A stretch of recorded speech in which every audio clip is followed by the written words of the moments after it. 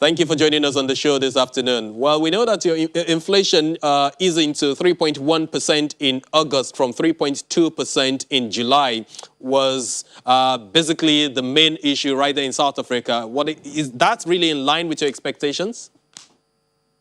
More or less, but we thought it will stay around 3.2, given that on Monday we saw the PPI, Producer Price Index, going up from 1.9 to 2.4.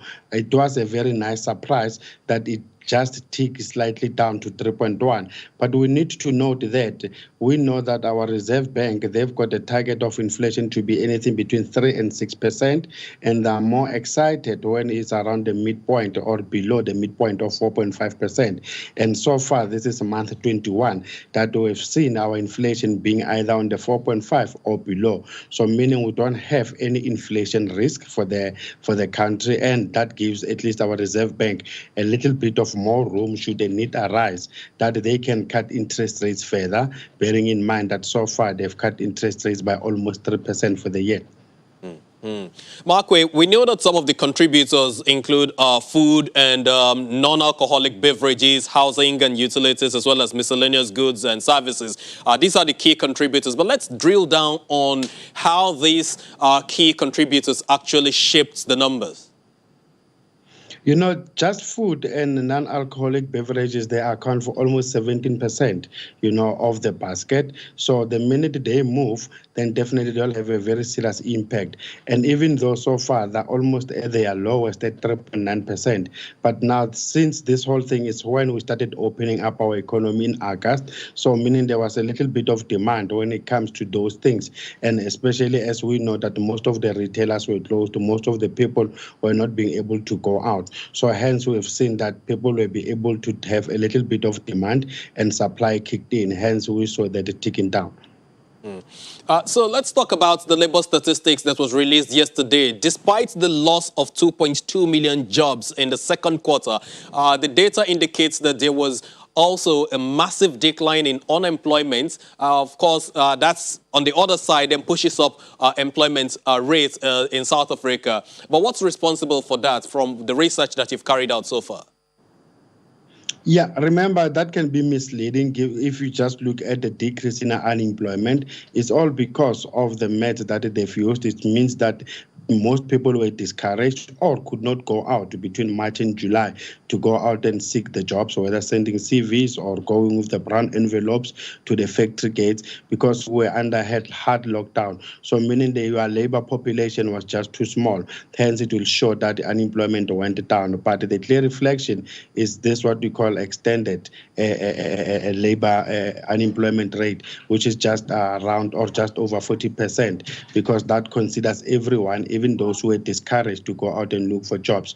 And as you said, I mean, just to have over 2.2 million people losing jobs, and here back in South Africa, every person working on average, they are accountable for at least 3 or 5 other people that they need to support. So it's a very huge setback. And you wonder, because we had businesses during the lockdown making all the noise that they need to open up so that they save jobs.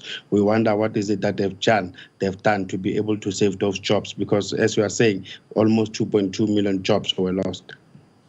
Markway, will you say that this decline in unemployment rates is some sort of a good step in the right direction?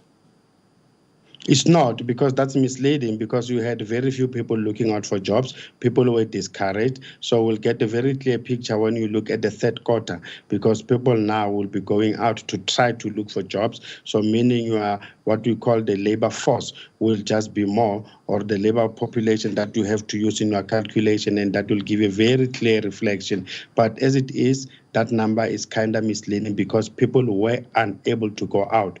People were discouraged to go out and look for jobs. So it's not even anything that we need to consider. We need to be concerned about the 2.2 million jobs that we have lost. We need to be concerned about what we call the extended unemployment rate, which managed to tick up. Well, let's hope that someday at least the spending power will get a boost for everyone in South Africa, especially for the youth over there. But let me ask you, if that's your view, what's your outlook for South Africa's economy, especially in this fourth quarter of the year, which takes effect from tomorrow, Markway? Unfortunately, it's not looking okay because remember, South Africa, we've been having our own problems. Even before COVID-19, the economy was already in a recession, the economy was downgraded, and we have this big problem with us here, which is electricity. As we've seen that immediately when we started trying to open up the economy, then our electricity utility, which is Eskom, which is supplying almost 95% of our electricity, started with its load shedding, and obviously that will affect businesses going forward. So other than the huge debt that we're having as a country, electricity continues to be a problem. And also we know that back home here, they've been preaching this whole issue of structural reforms, but so far we have not yet seen anything concrete. We're still waiting to see what is it that they'll come up with. I mean, we can just have a look of what is happening with SAA. As it is now, I think it's under care and maintenance. People have been waiting, hoping that the government will be able to come with the 10.5 billion or so that the rescue plan can be implemented.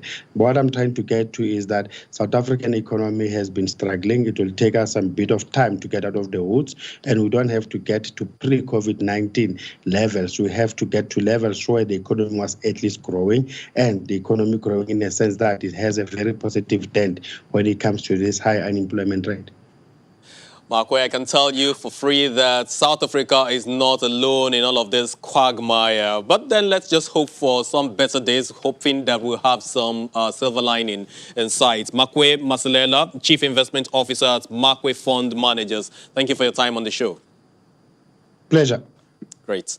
And a new World Bank report titled Youth Employment Program in Ghana, Options for Effective Policy Making and Implementation identifies agribusiness, entrepreneurship, apprenticeship, construction, tourism, and sports as key sectors that can offer increased employment opportunities for Ghanaian youth. Now, the report also calls for more investments in career guidance and counseling, work-based learning, coaching, and mentoring to equip young people with the skills needed for work. And the World Bank explains that although these are not new areas, the government could maximize their impact by scaling up the priority areas in existing youth employment interventions and improve outreach to the youth.